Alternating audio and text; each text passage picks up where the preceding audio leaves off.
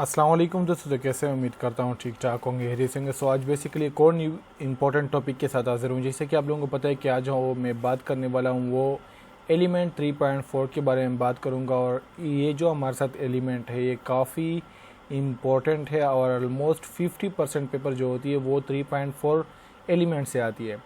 So basically इसको each and everything के साथ आप लोगों के सामने शेयर करूँगा और डिस्कस करूँगा। बट इससे पहले आप लोगों को ये भी बताऊँ कि इफ़ यू वांट, अगर आप लोग टच करना चाहो तो उसकी बुक को भी टच कर सकते हो, क्योंकि इसमें सारे की पॉइंट्स उन्होंने लिए हुए हैं। और अगर बुक को देखा जाए तो बुक में A to Z overall detail इसकी मौजूद है, सब कुछ। सो बेसिकली मैं एलिमेंट 3.4 के बारे में ओवरऑल बात करूँगा। एंड प्रीवियस अगर 3.3 एंड 3.2 एंड 3.1 और जो हमारे साथ एलिमेंट 2 था और एलिमेंट 1 था, अगर आप लोगों ने वो वीडियोस नहीं देखी वो मैंने ऑलरेडी अपने चैनल पे अपलोड किए और डिस्क्रिप्शन में भी मैंने उसकी लिंक्स प्रोवाइड किए। सो वो भी आप लोग पर देख सकते हो। सो आइए बात करते हैं एलिमेंट 3.4 ये है किस चीज़ के बारे में। ये बेसिकली ओवरऑल है रिस्क असेसमेंट के बारे में। रिस्क असेसमेंट मैंने आप लोगों को बताया था कि है क्या, और इसको आगे हमारे साथ किसी भी हेल्थ एंड सेफ्टी की रिलेटेड वहाँ पर अगर आपने जॉब करना हो तो वहाँ पर किस तरह इसका यूज़ है। सो बेसिकली आप लोगों को थोड़ा हिंट आप लोगों को मैंने दिया था, लेकिन यहाँ पर ओवरऑल इसकी प्रॉपर एक्सप्लेनेशन होगी। सो स्टार्ट करते हैं रिस्क असेसमेंट से। और अगर अभी तक आप लोगों ने चैनल को सब्सक्राइब नहीं किया तो चैनल को लाजिम सब्सक्राइब करें, बेल आइकन को दबाएं ताकि आपको टाइम टू टाइम वीडियो की अपडेट मिल सके। सो यहाँ पर आप लोग देख सकते हैं कि हमारे साथ risk assessment first of all क्या है। फर्स्ट ऑफ ऑल हमारे साथ कुछ कीवर्ड्स है, फ्रेजेस है जो कि हमारे साथ है हैज़र्ड या रिस्क। हैज़र्ड क्या होता है, रिस्क क्या होता है, फर्स्ट ऑफ ऑल उसको डिस्कस करते हैं। देखो, हैज़र्ड हमारे साथ वो हर पोटेंशियल जिसे हमें नुकसान पहुंच सकता हो उसको हम क्या कहते हैं, हैज़र्ड कहते हैं। और रिस्क हमारे साथ वो होता है जो कि हमें कोई भी वहाँ से कोई भी हादसा पहुंच सके, कोई भी वहाँ से नुकसान पहुंच सके। फॉर एग्ज़ाम्पल मैं आप लोगों को बता देता हूँ, ये हमारे साथ है लाइकलीहुड एंड इनटू सेवेरिटी। ये हमारे साथ मल्टीप्लिकेशन है बिटवीन लाइकलीहुड एंड सेवेरिटी। इसकी दरमियान हमारे साथ, इसके बीच में हमारे साथ मल्टीप्लिकेशन है, इसको हम रिस्क कहते हैं। अल्फाज लफ्ज़ों में आप लोगों को बता रहा हूँ। बेसिकली यहाँ पर आप लोग जैसे उन्होंने एक डिफिनीशन भी लिखी है, the likelihood of harm occurring in combination with severity of the forcible harm. So basically हमारे साथ लाइकलीहुड और हमारे साथ सिविरिटी को अगर हम मल्टीप्लाई करें तो हमारे साथ फ्यूचर में हम पर डिसाइड कर सकते हैं कि यहाँ पर रिस्क कितना है कितना नहीं है।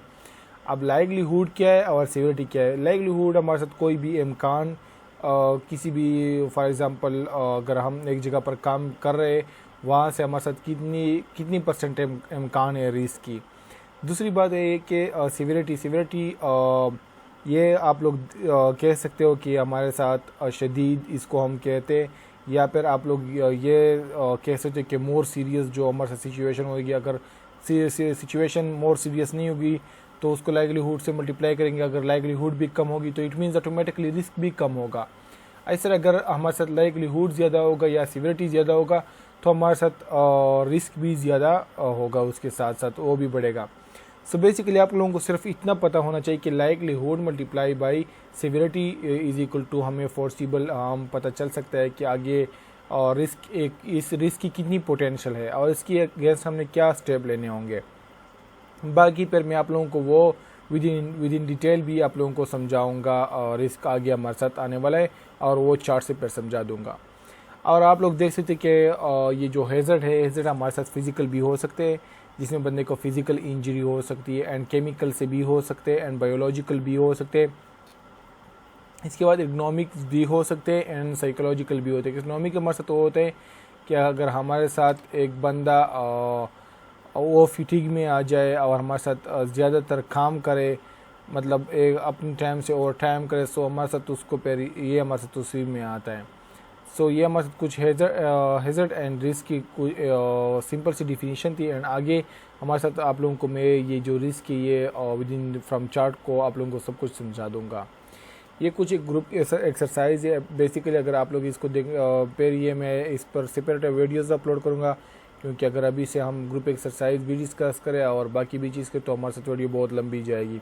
इसलिए एलिमेंट 3 की मैं ग्रुप एक्सरसाइज की प्रॉपर एक सेपरेट वीडियो बनाऊंगा। इसमें सारे एलिमेंट्स इंक्लूड होंगे, सारे पार्ट्स इंक्लूड होंगे एलिमेंट 3 के। सो फिर वो चैनल को अगर सब्सक्राइब करें तो आप लोगों को वो भी फिर उसका भी अपडेट मिलेगा। इसके बाद keywords and phrases. Basically risk profiling क्या होती है, मैं आप लोगों को ईजी समझा रहा हूँ। यहाँ से अगर आप लोग देख सकते हैं हमारे साथ कुछ उन्होंने लॉन्ग सा डिफिनीशन लिखा है, लेकिन मैं आप लोगों को ईजी ये समझाऊंगा। बेसिकली आप लोग देख सकते the process of identifying and assessing the range of risk that threatens an organization along with recognitions of their likelihood and probably impact the current risk management control in a place and the identification and prioritization of further control measures.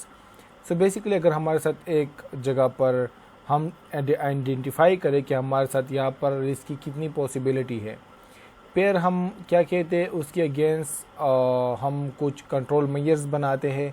And control measures अगर हमारे साथ वो उसके लिए sufficient ना हो तो फिर अगेन उसमें हम और इम्पोर्टेंट हमारे साथ ये जो कंट्रोल मेजर्स होते हैं वो लेते हैं और एक रिस्क के अगेंस्ट। सो बेसिकली ये रिस्क प्रोफाइल है। यहाँ पर आप लोगों को मैं यहाँ पर आप लोग नीचे देख सकते हो कि रिस्क प्रोफाइल उन्होंने कुछ कैटेगराइज भी किया, तो वो भी फिर आप लोगों को यहाँ से बता दूंगा। बेसिकली ये रिस्क प्रोफाइल हमारे साथ ये होता है सिंपल अल्फाज में। एक एग्जांपल से आप लोगों को समझाता हूँ। अगर हमारे साथ एक जगह पर काम हो रही हो तो वहाँ पर हमारे साथ रिस्क लाजिम होगा। एंड रिस्क को हम बिल्कुल ख़त्म तो नहीं कर सकते लेकिन मिनिमाइज़ कर सकते हैं। सो यहाँ पर आप लोग ये हमारे साथ बेसिकली क्या है, रिस्क प्रोफाइल हमारे साथ ये होता है कि अगर हम एक जगह पर काम हो रहा हो उसको फर्स्ट ऑफ ऑल हम आइडेंटिफाई करें, उस प्रोसेस को आइडेंटिफाई करते हैं। इसके बाद हम उस प्रोसेस के अगेंस्ट कुछ उसमें जो रिस्क इन्वॉल्व होते हैं उसको फिर हम देखते हैं एंड उसके अगेंस्ट जो कंट्रोल मेजर्स वहाँ पर होते हैं उसको देखते हैं। एंड अगर हमारे साथ वो सफिशिएंट उसके लिए ना हो तो फिर उस कंट्रोल मेजर्स को वंस अगेन हम फर्दर इम्प्रूव करते हैं और प्रायोरिटी उसको देते हैं, आइडेंटिफाई करते हैं प्रॉपरली। कंट्रोल मेजर्स वो होते हैं जो रिस्क से हमें वो बचाते हैं। इसके बाद हमारे साथ है रिस्क असेसमेंट। रिस्क असेसमेंट हमारे साथ क्या है, the formal process of identifying preventive and protective measures by evaluating the risk arising from a hazard, taking into account the adequacy of any existing controls and deciding whether or not the risk is acceptable. Basically हमारे साथ क्या risk assessment में क्या होता है, ये हमारे साथ एक फॉर्मल प्रोसेस होता है। फॉर्मल प्रोसेस में हमारे साथ क्या होता है, फर्स्ट ऑफ ऑल आइडेंटिफाई करते हैं। आइडेंटिफाई क्या करते हैं, हमारे साथ एक प्रोसेस को आइडेंटिफाई करते हैं, उसको हम चेक करते हैं प्रॉपरली। उसके बाद उस प्रोसेस को हम एवेलुएट करते हैं और उससे जो हमारे साथ रिस्क होते हैं उसको हम उठाते हैं। उसको जब उठाते हैं तो हमारे साथ उसके अगेंस्ट कंट्रोल मेजर्स हम देखते हैं कि क्या ये कंट्रोल मेजर्स सफिशिएंट है इसके लिए या नहीं। अगर नहीं है सो फिर हम डिसाइड करते हैं कि ये हमारे साथ ये जो रिस्क है ये एक्सेप्टेबल है या नहीं है एक्सेप्टेबल। बेसिकली इसमें हम आइडेंटिफाई करते हैं कि हमारे साथ प्रोसेस क्या है। इसके बाद उसको इवैल्यूएट करते हैं कि इसमें पॉसिबल रिस्क क्या है। इसके बाद उसके अगेंस्ट जो कंट्रोल मेजर्स होते हैं उसको हम देखते हैं कि कंट्रोल मेजर्स क्या इसके लिए सफिशिएंट है या नहीं है, क्या ये हमारे साथ एक्सेप्टेबल है या नहीं है। ये हमारे साथ एक रिस्क असेसमेंट होती है जो कि हर ऑर्गेनाइजेशन में ये हमारे साथ होती है एंड विद इन 1 ईयर ये अपडेट होती जा रही है। सो बेसिकली ये हमारे साथ रिस्क असेसमेंट होती है। इसके बाद हमारे साथ रिस्क प्रोफाइल उन्होंने लिया हुआ है। यहाँ पर आप लोग देख सकते हैं कि each organisation will have its own risk profile. हर ऑर्गेनाइजेशन की हमारे साथ अपना रिस्क प्रोफाइल हो सकती है, ये तो सबको पता होगा। क्योंकि अगर एक जगह पर कंस्ट्रक्शन का काम हो रहा हो, दूसरी जगह पर पेंटिंग का काम हो रहा हो, तीसरी जगह पर हमारे साथ इलेक्ट्रिशियन का काम हो रहा हो, सो ऑब्वियसली हमारे साथ ये रिस्क प्रोफाइलिंग होते हैं ये डिफरेंट हो सकते हैं। वहाँ कंस्ट्रक्शन में बंदी की गिरने की चांसेस या कोई मशीनरी जब वो मैनुअल हैंडलिंग करेगा तो उसकी चांसेस उससे नुकसान पहुँच सकती है। एंड यहाँ पर हमारे साथ इलेक्ट्रिशियन में उसको करंट लग सकते हैं, इलेक्ट्रिक शॉर्ट जो होती है वो लग सकते हैं। एंड इसके अलावा पेंटिंग में वो हाई स्काफोल्डिंग से वो गिर सकते हैं। सो डिफरेंट रिस्क प्रोफाइल होते हैं डिफरेंट ऑर्गेनाइजेशन के और उसके अपने होते हैं। ये वही उन्होंने रिस्क प्रोफाइल के बारे में बात की है। यहाँ पर आप लोग अगेन देख सकते हो कि हमारे साथ वही रिस्क प्रोफाइल उन्हें आगे वंस अगेन लिया हुआ है। इसके बाद purpose of risk assessment, basically हमारे साथ ये जो है ये आप लोगों को ये रिस्क प्रोफाइल इतनी भी डिटेल कोई भी आप लोगों को अकेडमी वगैरह नहीं बताएगा, क्योंकि इसकी इंपॉर्टेंस भी ज़्यादा नहीं है और ये ज़्यादा आता भी नहीं है। सिर्फ इस रिस्क प्रोफाइल आप लोगों को पता होना चाहिए कि रिस्क प्रोफाइल है क्या चीज़, बाकी ये इतने इंपॉर्टेंट नहीं लेते। लेकिन रिस्क असेसमेंट हमारे साथ इंपॉर्टेंट है। रिस्क असेसमेंट जो है इससे ऑलमोस्ट 60 से 70% कंप्लीट पेपर रिस्क असेसमेंट से आती है। ये आप लोग जैसे कि हमारे साथ पर्पज़ ऑफ रिस्क असेसमेंट, हमारे साथ रिस्क असेसमेंट की पर्पज़ क्या है, उसकी मकसद क्या है। ये हमारे साथ क्या है कि to prevent death and personal injury. हमारा मकसद है कि हम कंट्रोल करें, प्रिवेंट करें डेथ और इसके साथ पर्सनल इंजरी, मतलब जो बंदा ज़ख्मी हो जाए या फिर मर जाए उसको हमने कंट्रोल करना होगा। Other type of loss incidents, और हमारे साथ other type of loss incidents को भी हम कंट्रोल करें। इसके बाद breaches of stated law, so हमारे साथ कुछ लॉज होते हैं जो कि हमारे साथ स्टेटेड होते हैं, उसको हमने प्रॉपर मतलब उसको हम फॉलो करें, उसकी हम कोई इस तरह उसके अगेंस्ट एक्शन न ले या उसको प्रॉपर अगर हम उसको फॉलो न करें तो हमारे साथ हमारे फिर और इश्यूज़ को फेस करना होगा। इसलिए ब्रीचेस ऑफ स्टेटेड लॉ हमारे साथ जो लॉज है उसको हम प्रॉपरली फॉलो करें, इसकी अगेंस्ट हम न चले, इसको हम इग्नोर न करें। And the cost of loss, और हमारे साथ अगर हम एक मशीनरी पे काम कर रहे हैं और उसमें कोई भी बंदा इस तरह उसको प्रॉपर नॉलेज ना हो और उसमें कोई भी चीज़ गलत डाले, गलत पुट करे, तो उससे अगर हमारे साथ उस मशीनरी को नुकसान हो जाए तो वो भी कह दे कि हम उस लॉस को भी कंट्रोल करें। रिस्क असेसमेंट की बेसिकली यही पर्पज़ है हमारे साथ। एंड हमारे साथ कहते हैं कि सूटेबल एंड सफिशिएंट असेसमेंट हमारे साथ कौन सा होता है। बेसिकली फ़र्स्ट ऑफ़ ऑल हम क्या करते हैं, आइडेंटिफाई करते एक ऑर्गेनाइजेशन में जो रिस्क होते हैं उसको आइडेंटिफाई करते हैं। इसके बाद enable employer to identify and prioritise control measures. इसके बाद हमारे साथ ये जो एम्प्लॉयर्स होते हैं वो हम उसमें इन्वॉल्व करते हैं, उसको इनेबल करते हैं कि हमारे साथ ये जो कंट्रोल मेजर है उसको प्रॉपरली उसको पता चले कि ये हमारे साथ ये यूज़ किस तरह हो सकते हैं, इसको आपने आइडेंटिफाई किया किस तरह करना होगा और उसको प्रायोरिटी किस तरह देनी होगी, और हमारे साथ क्या ये जो कंट्रोल मेजर्स है ये प्रॉपरली काम कर रहे या नहीं कर रहे। सो हम उस एम्प्लॉयर को लेते हैं और उसको बता देते हैं प्रॉपरली कि क्या ये जो कंट्रोल मेजर्स है ये आप प्रॉपरली इसको आइडेंटिफाई करें एंड प्रायोरिटाइज करें कि क्या ये उसके लिए काबिल है, काम कर रहा है या नहीं कर रहा। सो उसको हम फर्स्ट इसके बाद चेक करते हैं। सो ये चीज़ें हम एक असेसमेंट में पुट करते हैं। इसके बाद हमारे साथ inappropriate to the nature of work, and इसके अलावा हम क्या करते हैं, और जो हमारे साथ नेचर ऑफ वर्क होता है मतलब कौन सी टाइप की काम यहाँ पर हो रही है उसको भी हम वहाँ पर इसमें पुट कर देते हैं असेसमेंट में। एंड इसके बाद valid for a reasonable time, जो कि मैंने आप लोगों को फर्स्ट बताया कि हमारे साथ 1 ईयर के लिए होती है। सो आप ये हमारे साथ रीजनेबल टाइम तक हो मतलब होना चाहिए, ऐसा ना हो कि 1 साल से भी डिले हो जाए। बेसिकली इसका 1 ईयर टाइम होता है। ये हमारे साथ ग्रुप एक्सरसाइज है, ये आगे आने वाला भी है, और यहाँ पर आप लोग ग्रुप एक्सरसाइज भी देख सकते हो कि ये फिर आगे मैं आप लोगों को अगले स्लाइड में फिर समझा दूँगा।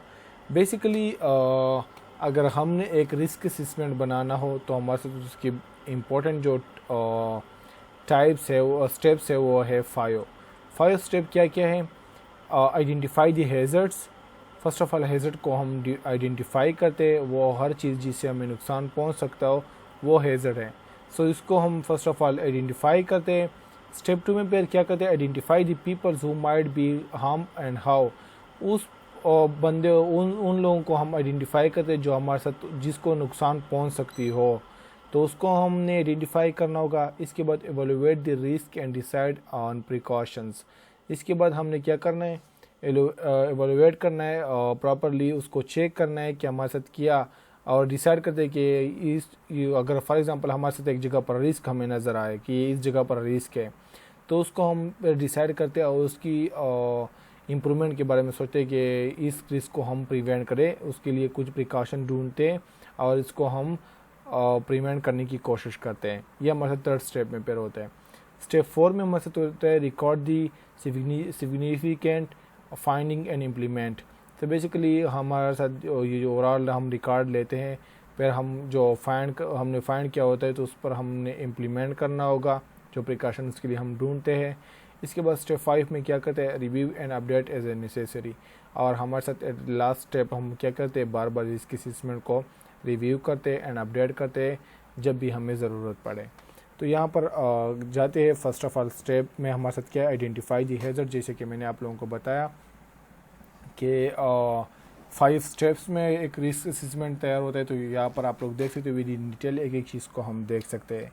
बेसिकली हमारे साथ जो फर्स्ट स्टेप है वो सेफ्टी है, capable of causing physical injury. तो हमारे साथ वो चीज़ें जो उससे हमें फिजिकल इंजरी हो वो बेसिकली हमारे साथ सेफ्टी में आता है, जो कि हमारे साथ वर्क एट हाइट का मतलब ये कि जो बंदा हाइट पर काम कर रहा हो तो उसको भी हमारे साथ इंजरी हो सकती है, पॉसिबल है। And falling objects, moving vehicles, machinery, electricity and chemicals, low oxygen concentration, जैसे कि दुबई में काफ़ी जगह है जिसमें लो ऑक्सीजन कंसनट्रेशन है, deep water and fire explosions, animals, violence. तो हमारे साथ ये सारी चीज़ें जो है ये सेफ्टी में आती है, capable of causing physical injury, जो फिजिकल इंजरी काज कर सकती है।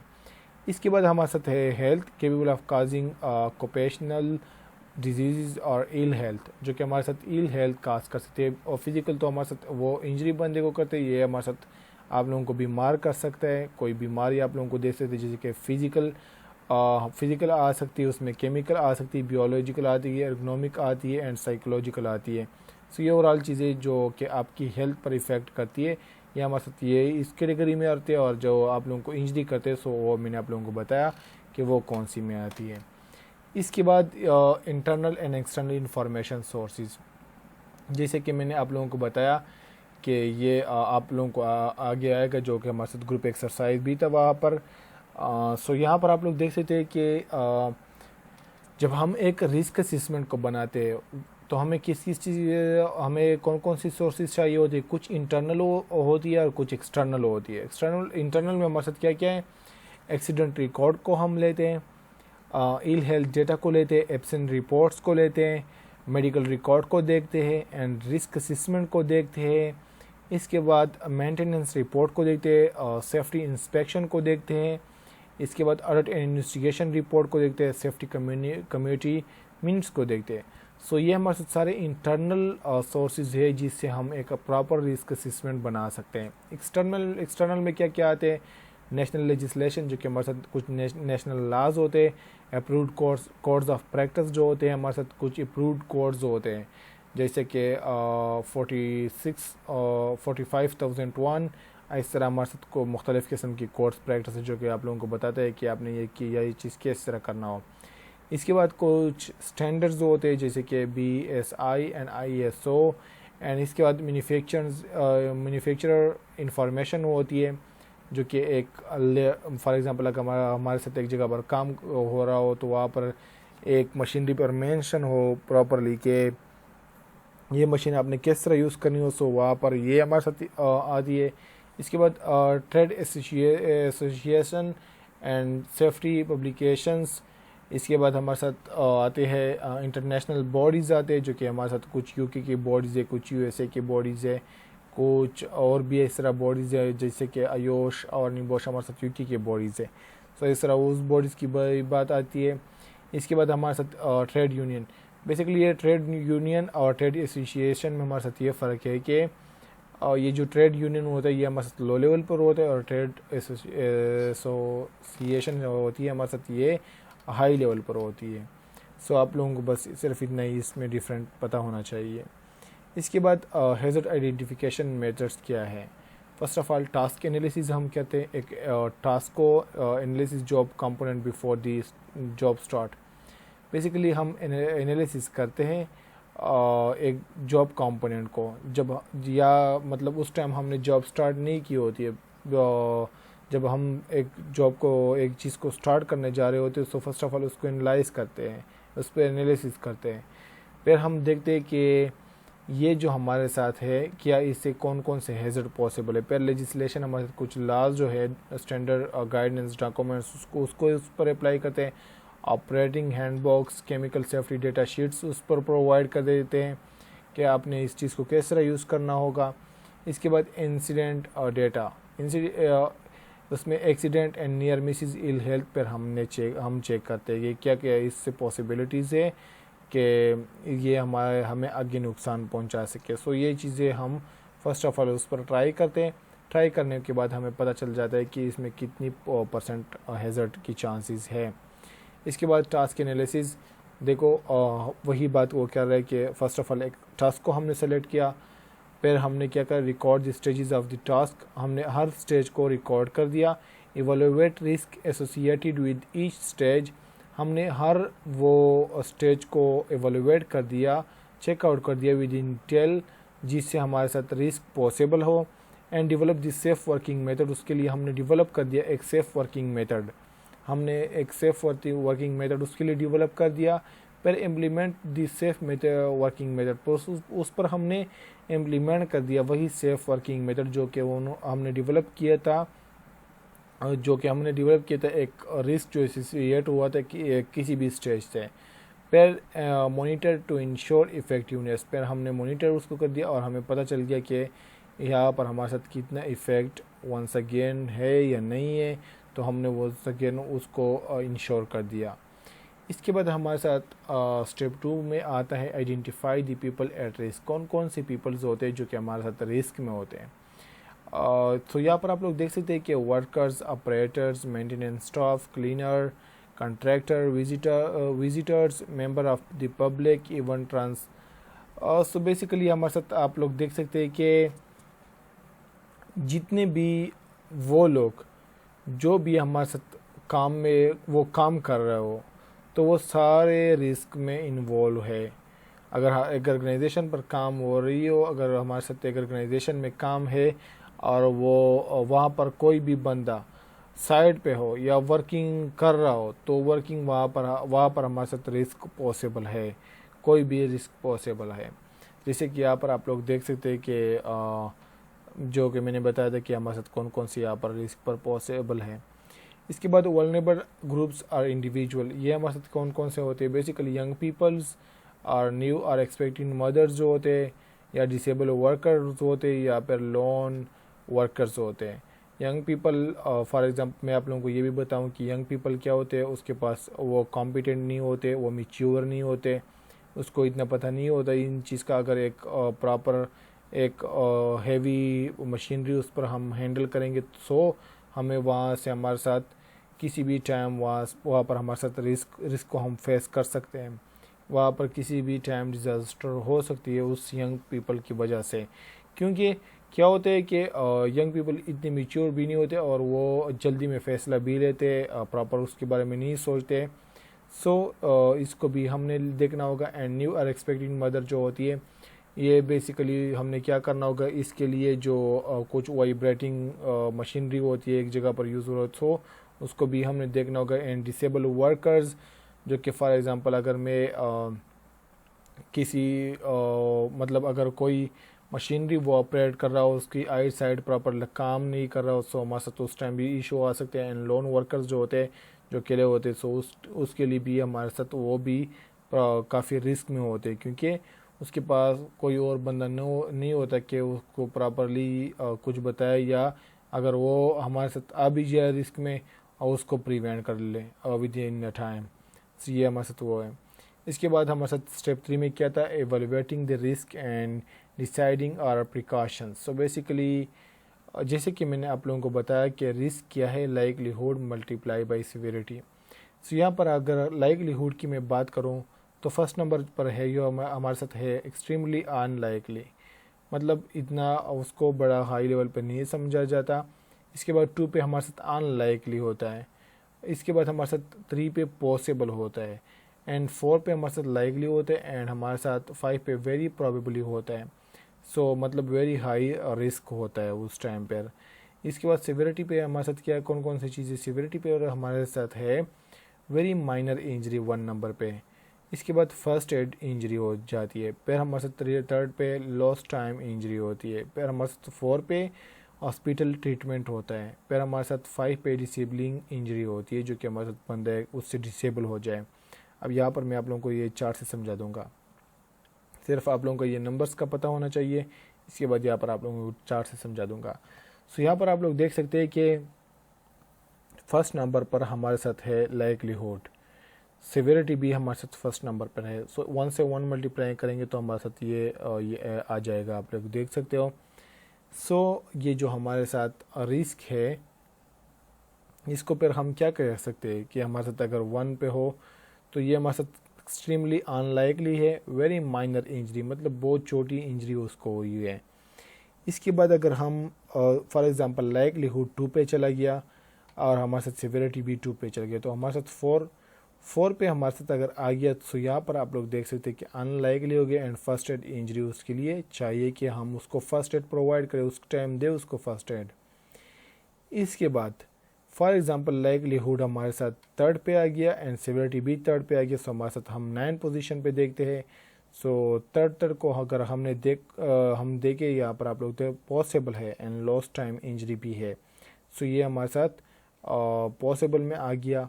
इसके बाद अगर हम 4 को देखें और इसके बाद यहाँ पर भी 4 को देखें, तो हमारे साथ अगर 4 को हम मैं देखूँ तो लाइकली हो गया एंड हॉस्पिटल ट्रीटमेंट तक ये बात चली गई।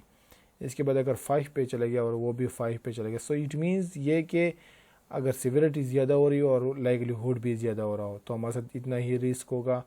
एंड ये जो हमारे साथ डार्क ग्रीन शो कर रही है, सो इट मीन्स ये अनलाइकली है। इसके बाद हमारे साथ एक्सट्रीमली अनलाइकली है, फिर हमारे साथ लाइकली आ जाता है, फिर पॉसिबल आ जाता है हमारे साथ, फिर यहाँ पर आप लोग देख सकते हैं कि लाइकली आ जाता है। इसके बाद हमारे साथ आप लोग देख सकते हैं कि वेरी प्रोबेबली आ जाता है और बंदा यहाँ पर डिसेबल पे हो जाता है। ये हमारे साथ कुछ चार्ट है और रिस्क की कि हमने किस तरह डिसाइड करना होगा और अगर हम एक रिस्क को इवैल्यूएट करें किसी भी जगह पर।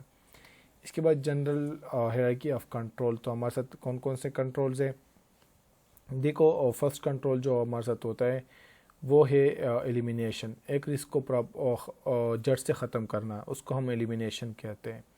जैसे कि फॉर एग्ज़ाम्पल एक हाइट पे काम हो रही हो, उसको हम क्या करें, उसको कहे, उस बंदे को कहे कि आप नीचे आ जाए, उस काम को छोड़े। सो वो बंदा ऊपर से नहीं गिरेगा, वो नीचे आ जाएगा, बस बात ख़त्म, काम ख़त्म। सो उस टाइम हमारे साथ एलिमिनेट हो गया वो काम, एलिमिनेशन आ गई। सो हमारे साथ एक रिस्क को प्रॉपरली ख़त्म करना, बिल्कुल ख़त्म करना। इसके बाद हमारे साथ सब्स्टिट्यूशन, हमारे साथ अगर हम हाई लेवल काम को, मतलब एक हाई रिस्क काम को हम लो पे शिफ्ट करें या कोई उसके लिए और इस तरह कंट्रोल मेजर्स बनाए जो कि हमारे साथ तो हमारा काम हो वो उसका जो रिस्क है वो डाउन हो जाए। सो ये बेसिकली सब्स्टिट्यूशन में आते हैं। कुछ इंजीनियरिंग कंट्रोल्स होते हैं। इंजीनियरिंग कंट्रोल्स में बेसिकली अगर हमारे साथ एक मशीनरी हो, उस पर हमारे साथ वो प्रॉपरली कवर लगाता है कि इस तरह ना हो कि, क्योंकि कुछ मूविंग पार्ट्स होते हैं मशीनरी में, सो उसको वहाँ से हमें प्रिवेंट करता है। ये इंजीनियरिंग कंट्रोल्स होते हैं। इसके बाद एडमिनिस्ट्रेटिव कंट्रोल्स होते हैं जो कि आपको एडमिनिस्ट्रेशन से प्रोवाइड करते हैं एंड कुछ पर्सनल प्रोटेक्टिव इक्विपमेंट्स होते हैं जो कि आपको वो भी प्रोवाइड कर देते हैं।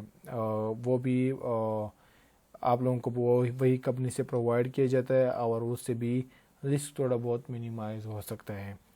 सो इसके बाद आ जाती है वही उन्होंने एक्सप्लेन किया है।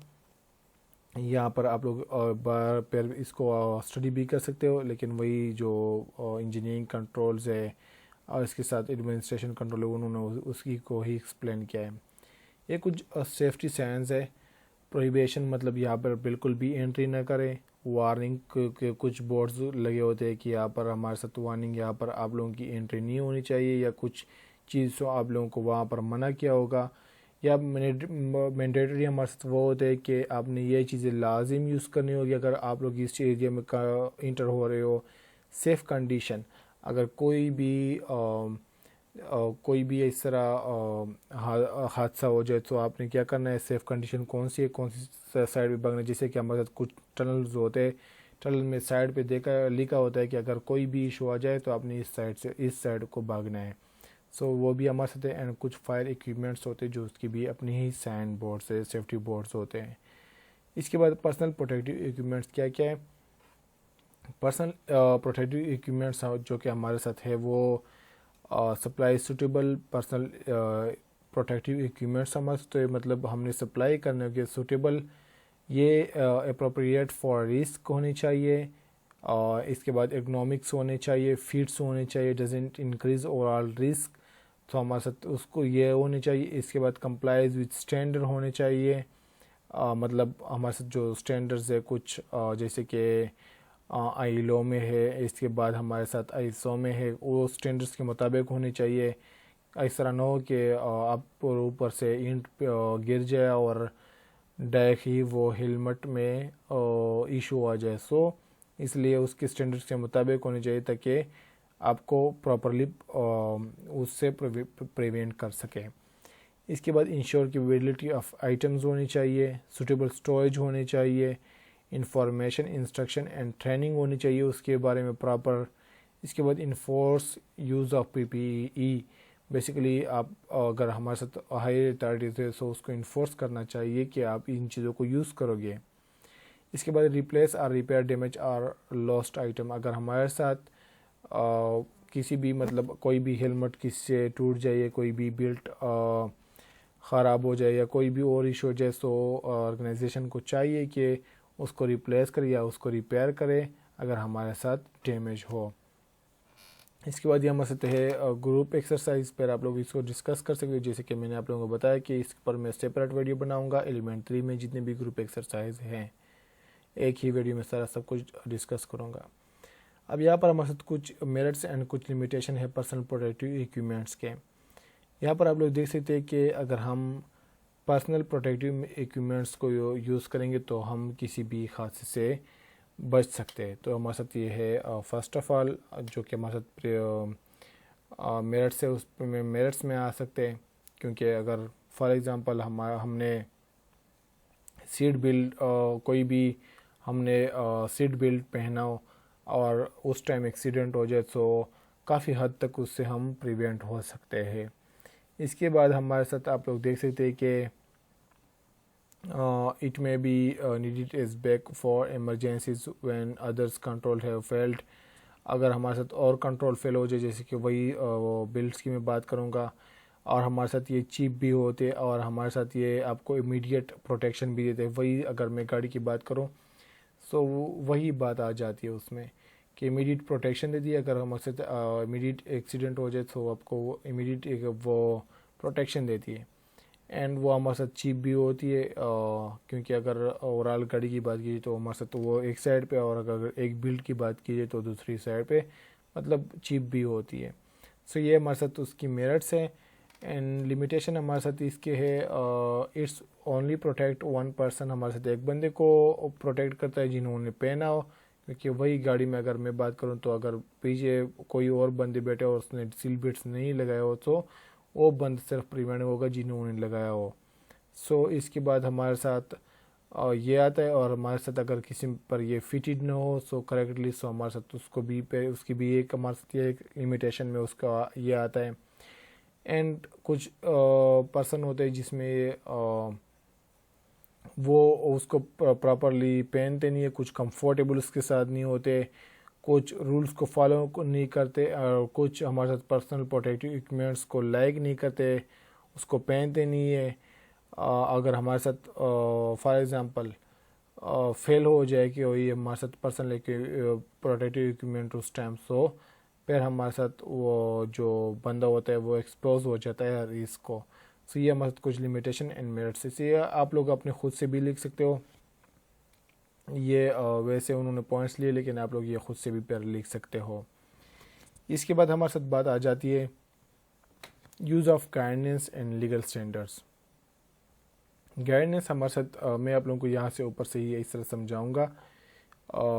यहाँ से आप लोग देख सकते हैं कि हमारे साथ ये जो यूज़ ऑफ गाइडेंस होती है, मतलब अगर आपने प्रॉपरली गाइडेंस लेना हो तो आपने कुछ स्टैंडर्ड्स है, कुछ लेजिस्लेशंस है एंड कुछ लीगली रिक्वायरमेंट्स है फॉर ओवरऑल रिस्क असेसमेंट के लिए, एंड कुछ हमारे साथ इंटरनेशनल लॉज है। सो आपने प्रॉपरली उसको लेके उसको लेना होगा। इसके बाद फिर आप एक प्रॉपरली एक क्लियर रिस्क असेसमेंट बना पाओगे।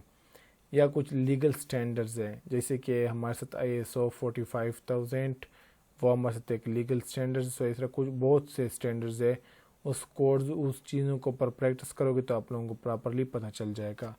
ये बेसिकली उसके बारे में बात कर रहा है कि अगर आपने वो यूज़ करना हो तो किस तरह वो इसको यूज़ करोगे। ये रिजिडुअल एंड एक्सेप्टेबल एंड टोलरेबल हमारे साथ रिस्क कौन कौन से होते हैं। ये बेसिकली होता है कि हमारे साथ वही बात के रिस्क कौन सी साइड पे जा रहा हो। हमारे साथ फर्स्ट ऑफ ऑल अगर मैं बात करूँ तो the risk level we are left with after control have been implemented. हमारे साथ वो रिस्क लेवल जो कि हमारे साथ उस पर हमारे साथ ऑलरेडी कंट्रोल्स होते हैं वो हमारे साथ उस पर इम्प्लीमेंटेड हो। एक्सेप्टेबल रिस्क होते हैं, टॉलरेबल हमारे साथ रिस्क होते हैं जो कि हमारे साथ वो एक्सेप्टेबल नहीं होते, एंड अनएक्सेप्टेबल रिस्क होते हैं जो कि हमारे साथ वो बहुत ही हाई पोटेंशियल पे होते हैं। सो ये वही बात कर रहा है जो कि मैंने आप लोगों को चार्ट से समझाया था। इसके बाद हमारे साथ आती है और record significant finding and implementing. तो हमारे साथ ये क्या होता है, टिपिकल कंटेंट एक्टिविटी कौन सी चल रही है उस एरिया में, एंड उससे हमारे साथ कौन कौन से हैजर्ड पॉसिबल है। ग्रुप एट रिस्क, कौन सा ग्रुप यहाँ पर काम कर रहा है जो कि हमारे साथ वो रिस्क में इन्वॉल्व है, उसको देखना होगा। Risk and adequacy of existing controls mayor को हमने देखना होगा कि क्या रिस्क के अगेंस्ट कौन से वो इनफ कंट्रोल्स मेयर्स है जो कि यहाँ पर मौजूद है, उसको देखना होगा। फर्दर प्रिकॉशन नीडिड, अगर फर्दर प्रिकॉशन उसके लिए नीडिड हो तो वो हमने देखना होगा। Date and name of the competent person को देखना होगा, एंड रिव्यू डेटा, और हमने उस डेटा को रिव्यू करना होगा। कॉम्पिटेंट पर्सन हमारे साथ कैट पर्सन होता है जिसके पास नॉलेज हो, एबिलिटी हो, ट्रेनिंग हो एंड एक्सपीरियंस, उसको हम फिर कॉम्पिटेंट पर्सन कहते हैं।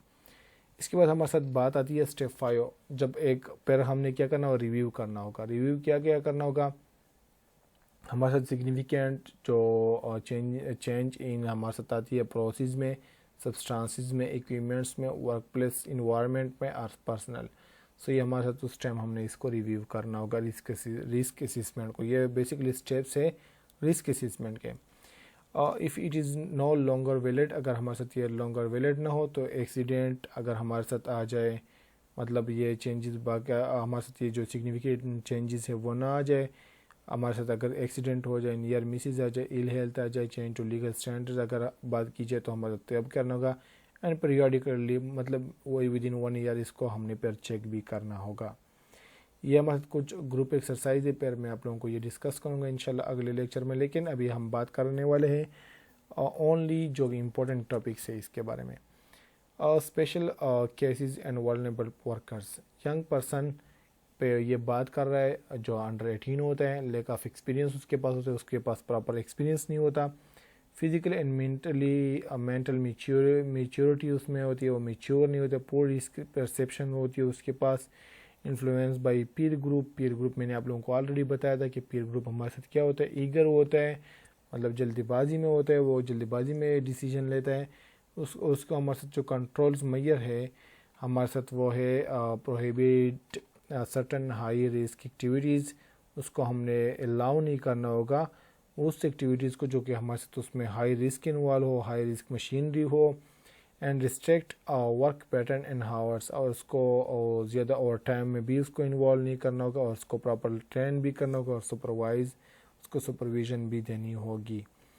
एंड इसके बाद हमारे साथ आते हैं न्यू एंड एक्सपेक्टेड मदर जो होती है, जो कि मैंने आप लोगों को बताया था कि वहाँ पर कुछ अगर सर्टन केमिकल्स हो उससे हमने उसको बचाना होगा, बायोलॉजिकल एजेंट से बचाना होगा, जैसे कि ये वायरस या हमारे साथ वो कोविड भी आया था।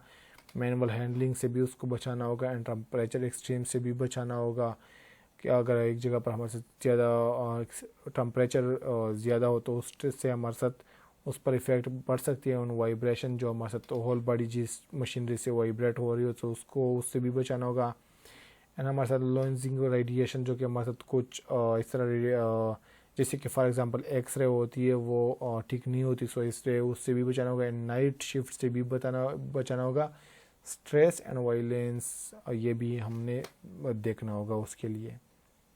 कुछ होते हैं मतलब डिसेबल वर्कर्स, जो क्या फॉर एग्जांपल अगर हमारे साथ एक बंदा है, वो फोर्कलिफ्ट ट्रक चलाता है, ड्राइव करता है, सो अगर उसकी आई साइड प्रॉपर काम नहीं कर रही और डिसेबल है, सो वो उसके लिए रिक्वायरमेंट है, सो इसको भी फिर हमने देखना होगा कि उसमें क्या क्या मसले हैं और क्या नहीं है, ये बंदा कौन सी पोजीशन के लिए सूटेबल है। इसके बाद हमारे साथ आती है लॉन वर्कर, जो वो पर्सन जो कि अकेला काम कर रहा हो। फॉर एग्ज़ाम्पल हमारे साथ ऑफ वायलेंस कौन कौन से होते हैं, worker specially vulnerable and more at risk, कौन कौन से पर्सन हमारे साथ वर्नेबल होते हैं और कौन ज़्यादा रिस्क में होते हैं। हमारे साथ वो ऑफिसर जो कि जेल में अक्सर खड़ा होता है और जेलियों पर नज़र वो रखते हैं, सो वो भी रिस्क में होते हैं। वो क्यों? क्योंकि किसी भी टाइम उस पर अटैक कर सकते हैं। अगर वो खुदा ना ख्वास्ता उससे जेल इस तरह खुला हुआ हो, इस तरह वो कोले या कोई और उस पर अटैक करे, सो वो भी रिस्क में होता है। एंड मेंटल हेल्थ नर्स, जो कि हमारे साथ अगर एक हेल्थ नर्स हो, वो भी हमारे साथ होती है। अगर एक मेंटल बंदे को इस तरह ट्रीट कर रहा हो, सो उस टाइम भी हो सकता है। एंड हमारे साथ वो बंदा जो कि फॉर एग्जांपल अगर एक जगह पर काम कर रहा हो और हमारे साथ वो उसको इंजरी आ जाए या वो हमारे साथ बीमार हो जाए अचानक और वो अकेला हो, तो उस टाइम भी उसको इशू आ सकती है। कॉन्फाइंड स्पेस एंट्री पे अगर वो जाए तो हमारे साथ उस टाइम उसको इशू आ सकती है, क्योंकि वो अलोन होता है और अलोन पर्सन के साथ इतनी फैसिलिटीज़ नहीं होती। सो ये थे हमारे साथ 3.4, और ये हमने इस तरह ऊपर से लिया। अगर आप लोगों को फिर भी कोई किसी भी जगह पर इशू है तो आप लोग कमेंट्स में पूछ सकते हैं, क्योंकि मैंने ये जल्दी एक्सप्लेन किया। बाकी भी जिन डिटेल लेते, लेकिन ये थोड़ा लंबा था, सो इसलिए मैंने इस तरह इंपॉर्टेंट चीज़ें आप लोगों को डिस्कस कर दिया। So thank you so much, thank for watching, see you next video, thanks a lot.